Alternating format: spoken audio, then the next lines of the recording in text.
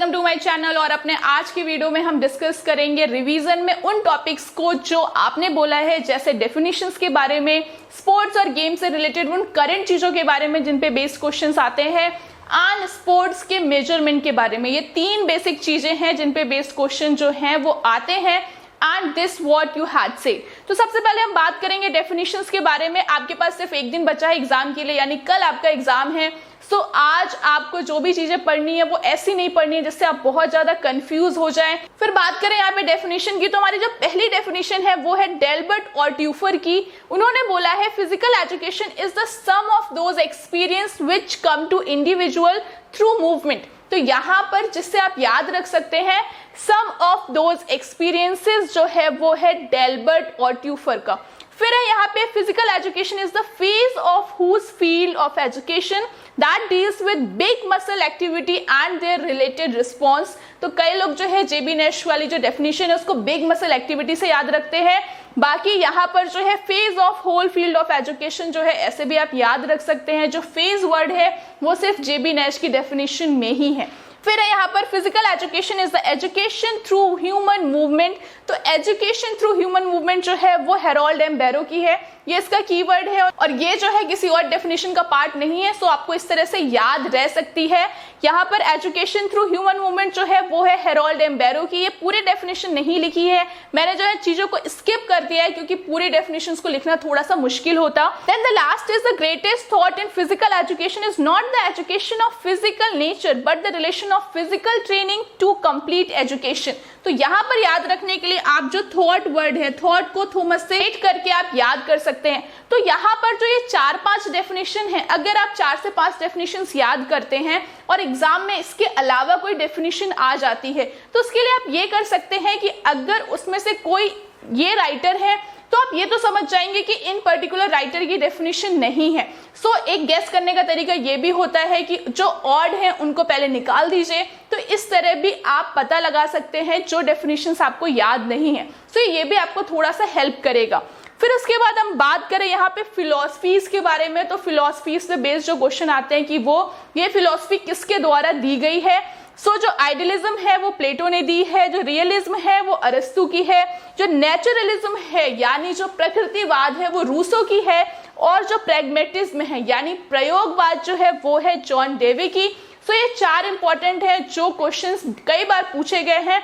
Pragmatism उसमें से 2 बार repeat हुआ है। फिर बात करें कुछ करंट अफेयर्स की, जो करंट में जो क्वेश्चंस हैं या फिर 2020 से रिलेटेड जो चीजें हैं जो थोड़ी सी इंपॉर्टेंट है और मे बी जो एग्जाम के लिए इंपॉर्टेंट हो सकती है। तो वेरी फर्स्ट थिंग है कि ओलंपिक में कौन से नए स्पोर्ट्स जो हैं वो ऐड किए गए हैं, ये एक इंपॉर्टेंट क्वेश्चन है। तो 2020 में जो अभी चल रहा है टोक्यो में, वहां पर ये 3 इवेंट्स जो है वो ऐड किए गए हैं। एक है स्केटबोर्ड, दूसरा है sports climbing and third is surfing. ये 3 जो है वो टोक्यो 2020 में इंक्लूड कर लिए गए हैं। और जो 2024 में होगा जो पेरिस में, वहां पर एक और चीज ऐड हो जाएगी, वो है ब्रेक डांस। अगर आपसे 2024 का पूछता है जो कि पेरिस में है तो वहां पर तो ब्रेक डांस है, बट अगर टोक्यो 2020 के लिए पूछता है कि इनमें से कौन सा है जो इंक्लूड किया गया है, या फिर यहाँ पर ये 3 ऑप्शन दिए हैं तो हो सकता है ये पूछ ले कि कौन सा इंक्लूड नहीं किया गया है। सो ये 3 है जो इंक्लूड किए गए हैं, इसके अलावा कोई होगा तो वो इंक्लूड नहीं किया गया होगा। फिर है यहाँ पर टेनिस से रिलेटेड क्वेश्चन जो है वो हमेशा आता है, और यहाँ पर अभी जो रिसेंटली हुए हैं 2020 में विंबलडन जो है वो नहीं हुआ था ड्यू टू पैंडेमिक। यहाँ पर ऑस्ट्रेलियन ओपन जो कि 2021 में हुआ था, फरवरी में हुआ था, उसमें भी नोवाक जोकोविक ही इसको जीता था जो ग्रैंड स्लैम टाइटल है। और विंबलडन 2021 में जो अभी जून जुलाई में हुआ है उसमें भी नोवाक जोकोविक ने ही इसको जीता था, और वो जो है जिस कंट्री से बिलोंग करते हैं दैट इज सर्बिया। और एक और चीज है जो विंबलडन है, 4 तरह के ग्रैंड स्लैम टूर्नामेंट होते हैं, US open, French open, Australian and Wimbledon. उसमें जो विंबलडन है वो सबसे पुराना है जो कि 1877 में शुरू हुआ था।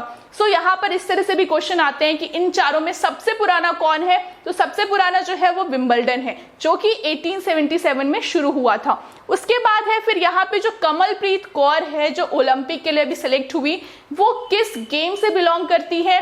सो she belongs to discus throw, और अभी वहां पर जो उनकी फाइनल इसमें पोजीशन है दैट इज 6th पोजीशन।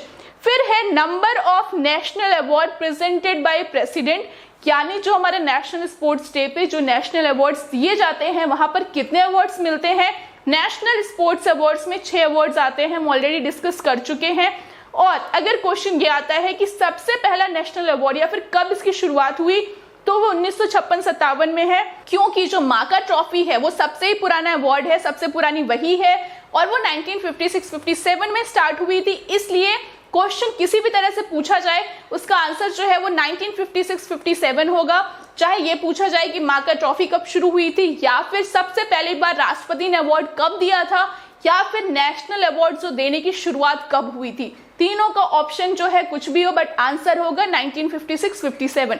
उसके बाद कौन सा आया, फिर आया आपका अर्जुन अवार्ड 1961 में। फिर आपका कौन सा अवार्ड आया, फिर आया आपका द्रोणाचार्य 1985 में।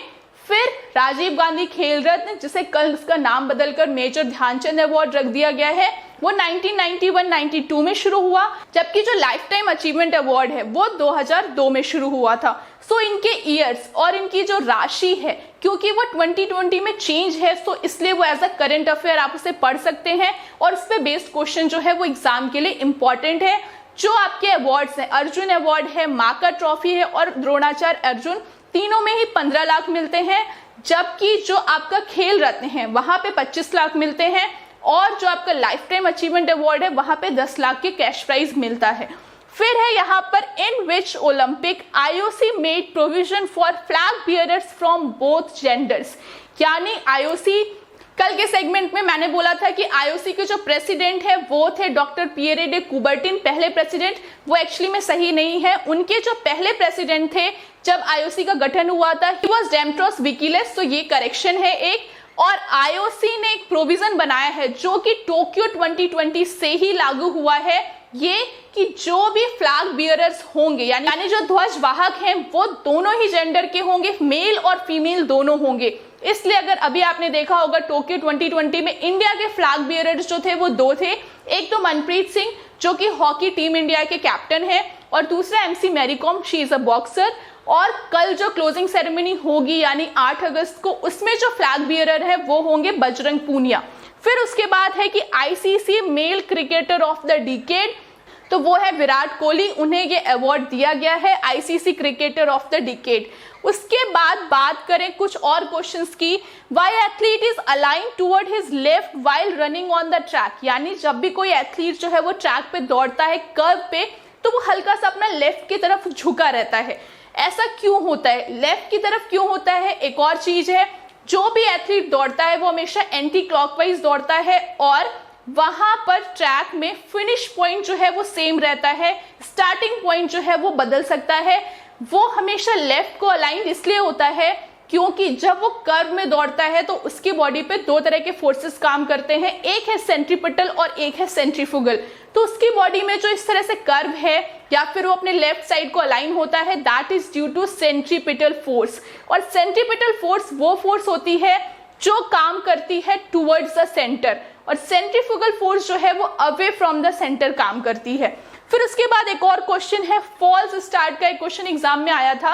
अगर किसी 4x100 मीटर रिले में किसी एक खिलाड़ी ने फॉल्स स्टार्ट किया है और उसके तुरंत बाद दूसरे खिलाड़ी ने भी फॉल्स स्टार्ट कर दिया है, तो किस खिलाड़ी को बाहर किया जाएगा, या तो दोनों ही खिलाड़ियों को फिर से मौका दिया जाएगा, कौन सा ऑप्शन उसमें से सही होगा?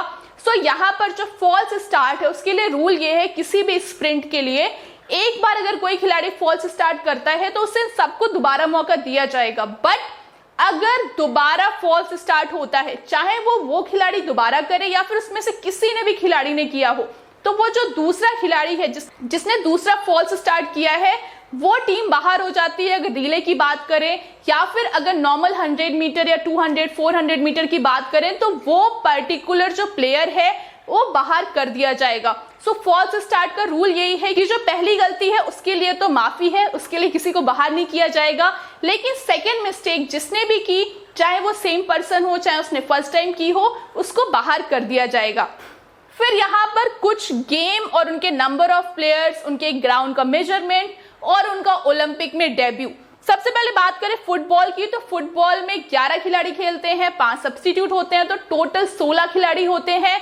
उसका जो टाइम ड्यूरेशन है वो होता है 45 मिनट का, 15 मिनट रेस्ट और फिर से 45 मिनट। अगर उनको एक्स्ट्रा टाइम मिलता है तो 15-15 मिनट का जो है एक्स्ट्रा टाइम फिर से दिया जाता है। और ये 1900 में एज अ डेमोन्स्ट्रेशन गेम शामिल किया गया, 1900 से एज अ कॉम्पिटिटिव गेम शामिल किया गया। अगर एग्जाम में सिर्फ 1900 ऑप्शन है, 1908 नहीं है, तो आपको वही लगाना है, क्योंकि इस तरह से देखा जाए तो वो सही है, बट उसको as a game, competitive game 1908 London में ही शामिल किया गया। फिर हमारा नेक्स्ट बास्केटबॉल। बास्केटबॉल में 5 खिलाड़ी खेलते हैं, 7 सब्स्टिट्यूट होते हैं, टोटल 12 खिलाड़ी। टाइम की बात करें तो यहाँ पर होते हैं 4 क्वार्टर 10-10 मिनट। यहाँ पर जो प्ले फील्ड है या जो बास्केटबॉल कोर्ट है उसका डायमेंशन होता है 28 बाई 15 मीटर और ये 1936 बर्लिन में ओलंपिक में शामिल किया गया। फिर अगर हम बात करें वॉलीबॉल के तो वहां पर होते हैं पूरे 12 खिलाड़ी, 6 खेलते हैं, 6 सब्स्टिट्यूट होते हैं। ग्राउंड की एरिया की बात करें तो वो होता है 18 बाई 9 मीटर का और इसको 1964 टोक्यो में शामिल किया गया। मेल और फीमेल दोनों को सेम ईयर में ही शामिल किया गया था। फिर हम बात करें हॉकी की। हॉकी में 11 खिलाड़ी खेलते हैं, जहां पर 10 जो है ग्राउंड और 1 जो है उसमें से गोलकीपर होता है। 5 जो है सब्स्टिट्यूट होते हैं, तो हो गए टोटल 16 खिलाड़ी। अगर इसके हम ग्राउंड की बात करें तो वो होता है 91.4 यानी 100 यार्ड जो है वो लंबाई होती है। इसकी चौड़ाई जो है वो 60 यार्ड होती है या फिर 55 मीटर। और ओलंपिक को 1908 में मेल को शामिल किया गया था, यानी जो मेंस हॉकी है उसको 1908 में शामिल किया गया था और जो विमेन है उनको 1980 में शामिल किया गया था। याद करने का तरीका बहुत इजी है, आप 8 को पलट दीजिए तो 80 हो जाएगा। 8 में जो है वो मेन और 80 में विमेन। तो इस तरह से आप इसे याद रख सकते हैं। फिर बात करें कबड्डी की। कबड्डी में होते हैं 12 खिलाड़ी, 7 जो है वो खेलते हैं, 5 सब्स्टिट्यूट होते हैं। अगर हम टाइम की बात करें तो यहाँ पर मेन और विमेन दोनों के लिए टाइम अलग अलग है। मेन के लिए प्ले फील्ड का एरिया होता है 13 बाई 10 मीटर और उनके लिए टाइम होता है 20-10-20 यानी 20 मिनट का एक हाफ, फिर 10 मिनट रेस्ट, फिर 20 मिनट। बात करें फीमेल की तो उनके लिए जो प्ले फील्ड है वो होती है 12 बाई 8 मीटर की और जो टाइम है वो होता है 15-10-15 यानी 15-15 के 2 हाफ होते हैं। बात करें खो खो की तो खो खो में टोटल 12 खिलाड़ी, 9 खेलते हैं, 3 सब्स्टिट्यूट होते हैं। उसके प्ले फील्ड का एरिया होता है 27 बाई 16 मीटर और यहाँ पर जो टाइम है वो होता है 4 इनिंग्स होते हैं, 9-3, 9-5, 9-3, 9 और इन दोनों ही जो गेम है वो ओलंपिक का हिस्सा नहीं है, सो अभी तक डेब्यू नहीं हुआ है। और ये भी क्वेश्चन आया है बेसबॉल और नेटबॉल इन दोनों में कितने कितने खिलाड़ी होते हैं। बेसबॉल में 9 होते हैं, नेटबॉल में 7 होते हैं। इसके अलावा हॉकी का एक और क्वेश्चन एग्जाम में आया है, इसमें 3 तरह के कार्ड होते हैं। एक होता है ग्रीन, फिर येलो एंड फिर रेड। ग्रीन जो कार्ड है उसमें 2 मिनट का सस्पेंशन होता है, जो येलो कार्ड है उसमें 5 या 10 मिनट का सस्पेंशन, डिपेंड करता है कि जो फाउल है उसकी इंटेंसिटी क्या है। और जो रेड कार्ड है उसका मतलब होता है परमानेंट सस्पेंशन। फिर उसके बाद यहाँ पर विकेट यानी जो आपका क्रिकेट का विकेट है उस पे बेस्ड भी 1-2 क्वेश्चन है। जो विकेट है उसकी लंबाई कितनी होती है, वो 28 इंच लंबा होता है, जो कि पिच में होता है वो 28 इंच आपको दिखता है। अगर पूरे ही हम विड्थ की बात करें, जो 3 विकेट लगे होते हैं वो 9 इंच की डिस्टेंस पे लगे होते हैं तीनों, और जो बेल्स है यानी जो ऊपर रखी होती हैं 2, उनकी लंबाई जो है वो 11 सेंटीमीटर होती है। सो आज के लिए इतना ही। This is the wrap up of whole revision which we have done for UPTCT. I hope आपके लिए फ्रूटफुल रहे। ये तभी पता चलेगा कल के एग्जाम के बाद कि रिवीजन आपके लिए कितना फ्रूटफुल रहा है। Till that keep watching to this channel और हम मिलेंगे अपने अगले वीडियो में एग्जाम के रिव्यू के साथ।